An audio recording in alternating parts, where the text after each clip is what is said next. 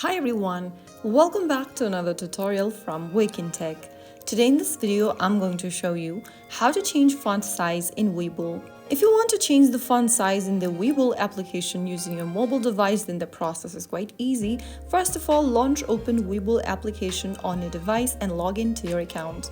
After you're signed into the home page of Webull, go to the bottom right corner and tap on the menu button.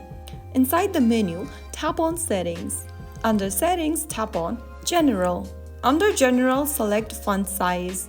Now, go to the bottom of the screen and look for the little white dot. Move it towards the right in order to increase the font size. To decrease the font size, make sure to slide it towards the left. Go ahead and select your size of your preference and then go to the home page of Webull and you will be able to see the font size changed immediately. So that is how it's super easily done. If you found the video helpful, don't forget to like, share and subscribe to our channel.